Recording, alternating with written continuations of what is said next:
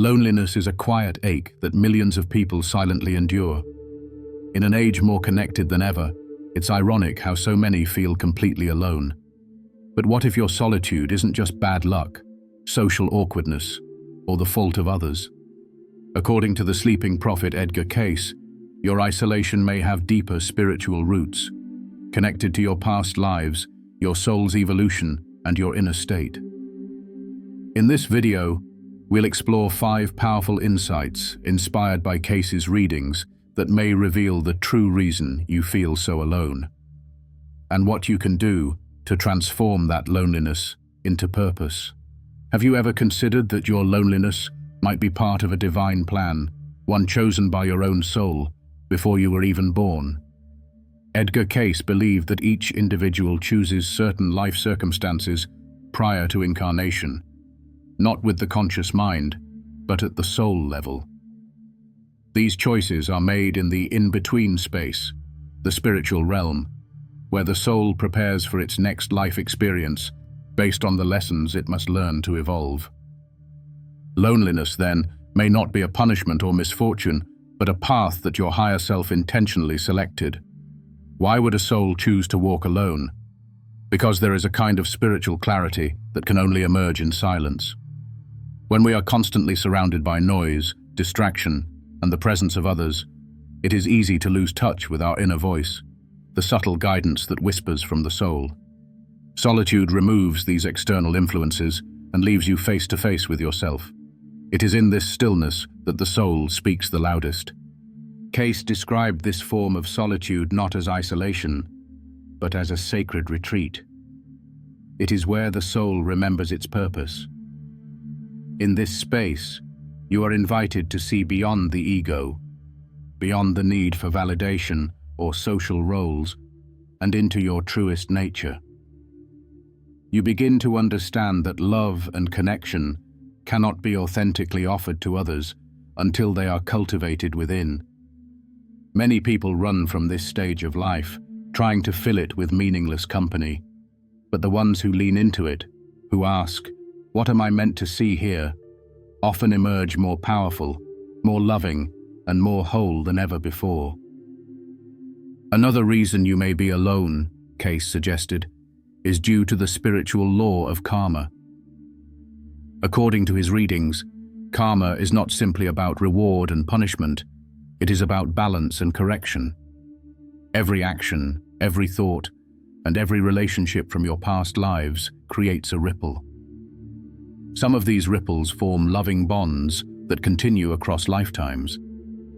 Others create wounds, debts, and patterns of avoidance that must be addressed in this lifetime.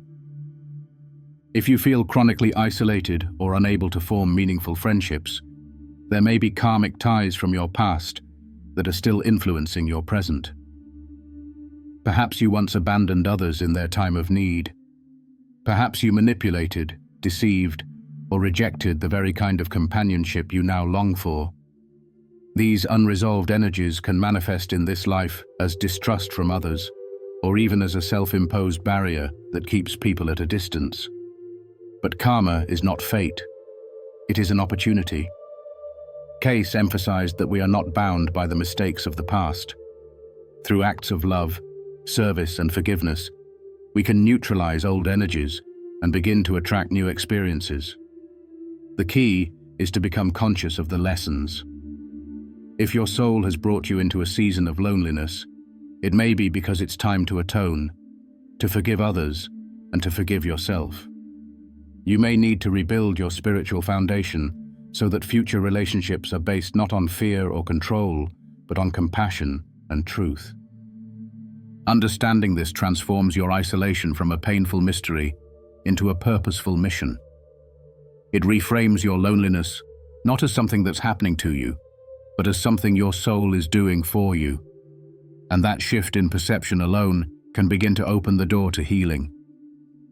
Beyond soul choices and karma, there is another invisible force that can keep you in a cycle of loneliness: your own energetic vibration.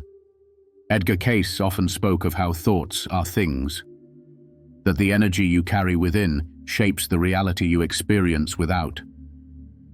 If you are constantly flooded with thoughts of fear, self-doubt, resentment, or unworthiness, these vibrations radiate outward like a silent signal. Even if your words are kind and your actions friendly, others subconsciously pick up on the energetic field you carry. It's a hard truth. You may be pushing people away without realizing it. If deep down you believe you are unlovable or not enough, that belief can manifest as awkwardness, defensiveness, or even hostility in social situations. It might cause you to reject others before they have a chance to reject you. Or you may attract people who confirm your low self-worth, people who abandon, mistreat, or ignore you. Over time, this pattern can reinforce the belief that friendship simply isn't meant for you, creating a self-fulfilling prophecy. But Cayce taught that your energy can be changed. It is not fixed. Your thoughts, emotions, and intentions act like tuning forks that determine the frequency you live on. If you begin to nurture higher vibrations, thoughts of peace, gratitude, compassion, and joy, you begin to shift your reality. It's not about pretending to be positive or putting on a mask. It's about healing the core wounds that generate the negative vibration in the first place. This is where spiritual practices like meditation, prayer, journaling, and forgiveness come in. When you commit to raising your inner frequency, you start to attract people who are on the same wavelength. Friendship becomes effortless because it's no longer something you chase. It's something you resonate with. Until then, the loneliness remains, not because the world is cold, but because your vibration does not yet align with the warmth you seek. There are times in life when everything feels still, almost too still. Friends vanish, doors close, distractions fade, and you're left in a vast, echoing silence. It may feel like something has gone terribly wrong, like you've been abandoned or forgotten. But according to Edgar Cayce, this silence may be something sacred. It may be the stillness that comes before a calling. Because sometimes, when you are alone, you are not being punished. You are being prepared. Cayce believed that the soul comes into each life with a purpose, not a random goal or ambition, but a divine assignment, a role to play in the healing of others, in the evolution of humanity, or in the transformation of consciousness itself. But before you can carry that responsibility, you must be made ready. This preparation rarely takes place in the spotlight or in the company of crowds. It happens in the quiet, in the loneliness, in the painful inner work that no one else can do for you.